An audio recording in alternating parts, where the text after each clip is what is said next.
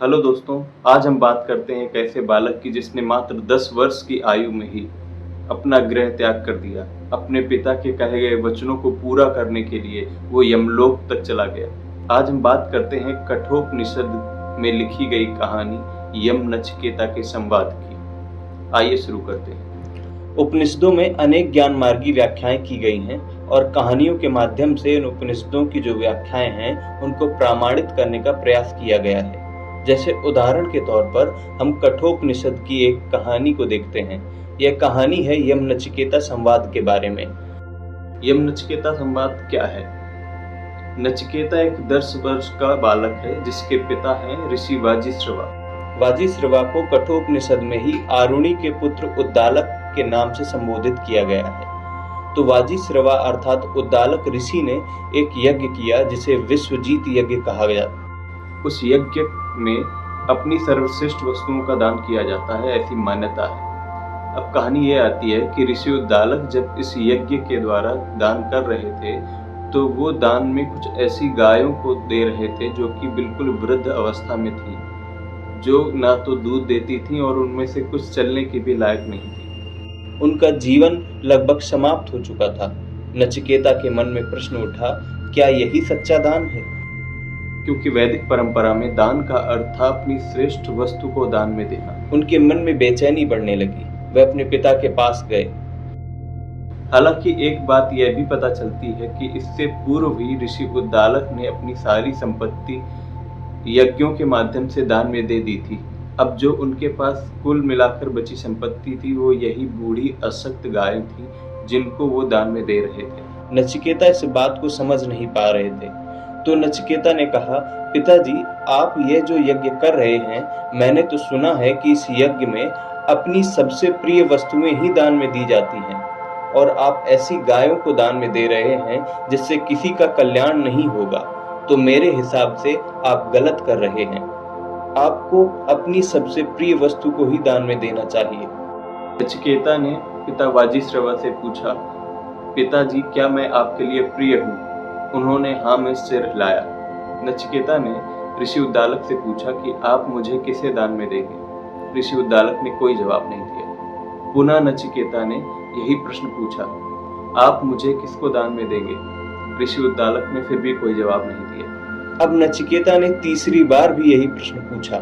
बार बार एक ही बात को पूछने से ऋषि उद्दालक को क्रोध आ गया और उन्होंने क्रोधित होकर कहा, जा, मैं तुझे यम को देता हूँ। चारों तरफ सन्नाटा छा गया। गुस्से में कही गई बात, लेकिन उस समय वचन केवल शब्द नहीं होते थे। नचिकेता चुप हो गया। उसके मन में डर था, लेकिन उससे बड़ा था सत्य को समझने का साहस। उसने सोचा, मनुष्य घास की तरह पैदा होता है, फिर सूख जाता है, फिर दोबारा जन्म लेता है। अगर मृत्यु निश्चित है तो उससे डरना क्यों? और फिर वह बालक अकेला ही निकल पड़ा मृत्यु के देव के निवास की ओर। लंबी यात्रा के बाद नचिकेता यमलोक पहुंचा। यम वहां पर नहीं थे, वह यमलोक के द्वार पर ही बैठ गया। तैत्तिरीय ब्राह्मण ग्रंथ और महाभारत में भी इसकी व्याख्या मिलती है। अलग अलग जगह पर व्याख्याएं अलग अलग प्रकार से हैं, किंतु मूल विषय वस्तु एक ही है। तो कहा जाता है, जब सशरीर अर्थात शरीर के साथ ही नचिकेता यमलोक चले गए, यम वहां नहीं थे, तो नचिकेता ने 3 दिन तक यम का इंतजार किया। 3 दिन तक भूखे प्यासे रहे और कहा, जब तक कि यम नहीं आएंगे तब तक मैं कुछ नहीं खाऊंगा न कुछ पीऊंगा। 3 दिन के बाद जब यम आए, उन्होंने एक बालक को बैठा हुआ देखा तो पूछा कि ये कौन है और किस लिए आया है? महाराज, यह ऋषि उद्दालक का पुत्र नचिकेता है और ऋषि उद्दालक ने नचिकेता को आपको दान में दे दिया है, इसलिए ये यहाँ पर 3 दिन से बिना कुछ खाए पिए हुए बैठा हुआ है। नचिकेता को जब यम ने देखा कि सशरीर मृत्यु से पूर्व ही वह यमलोक आ गया है, तो वह बहुत ही जर्जर काया का बालक है जिसने 3 दिन से न कोई अन्न ग्रहण किया है। तो यम ने नचिकेता से पूछा कि तुमने अभी तक कुछ भोजन क्यों नहीं ग्रहण किया? तो नचिकेता ने कहा, मुझे आपको दान में दिया गया है, बिना आपकी अनुमति के मैं भोजन कैसे कर सकता हूँ? जब तक आप कहते नहीं तब तक मैं कैसे कुछ खा सकता हूँ? तो यम नचिकेता के इस व्यवहार से अत्यंत प्रसन्न हुए। उन्होंने कहा, बालक, तुमने 3 दिनों तक बिना भोजन किए बिताए हैं, इसलिए मैं तुम्हें 3 वरदान देता हूँ। तुम मुझसे 3 वरदान मांग लो। तो नचिकेता ने पहला वरदान मांगा कि जब मैं पुनः धरती पर आऊं तो मेरे पिता मुझे पहचान जाएं और मेरे ऊपर जो क्रोध है वह शांत हो जाए। यम ने कहा तथास्तु, अर्थात ऐसा ही होगा। तुम्हारे पिता आजीवन तुमसे प्रेम पूर्वक व्यवहार करते हुए अपने जीवन की शेष रात्रियों में सुखपूर्वक शयन करेंगे। यह वरदान से नचिकेता ने अपने पिता की आजीवन चिंता को हर लिया।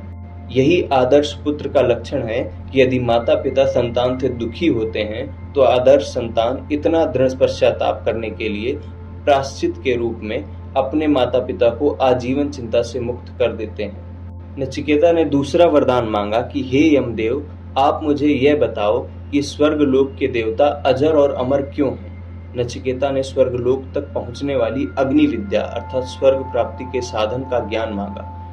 यमराज ने प्रसन्न होकर उन्हें यह ज्ञान दिया और इस अग्नि को नचिकेता अग्नि कहा गया। अब तीसरा वरदान बचा था और यही वह प्रश्न था जिसने इस कहानी को अमर बना दिया। नचिकेता ने शांत स्वर में पूछा, मृत्यु क्या है?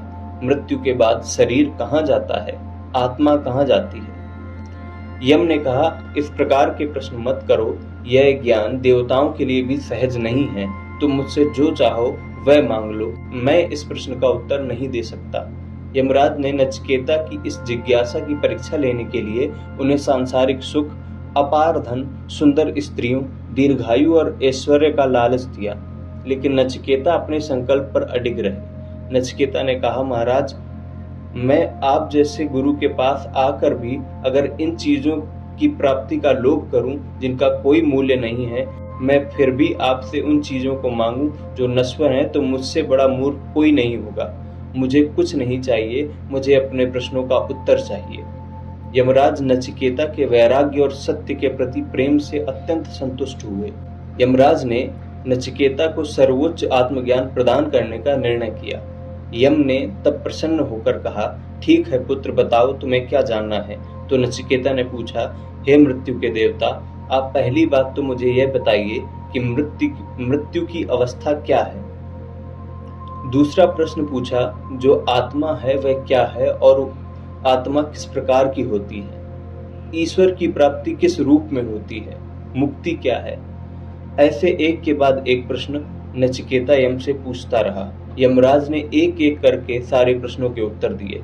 श्रेय और प्रेय के माध्यम से यमराज ने बताया कि जीवन में 2 मार्ग होते हैं। एक प्रेय जो क्षणिक और प्रिय लगता है जैसे सांसारिक सुख, और दूसरा श्रेय जो कल्याणकारी और शाश्वत होता है। समझदार व्यक्ति श्रेय का चुनाव करता है। मृत्यु आत्मा का एक पड़ाव मात्र है जहां वह एक शरीर त्याग कर दूसरा ग्रहण करने के लिए अग्रसर होती है। आत्मा की अमरता के बारे में यमराज ने बताया कि आत्मा अजन्मा, नित्य, शाश्वत और अविनाशी है। न जायते म्रियते व कदाचित, आत्मा कभी नहीं जन्मती और ना ही कभी मरती है। शरीर नष्ट होता है परंतु आत्मा कभी नष्ट नहीं होती।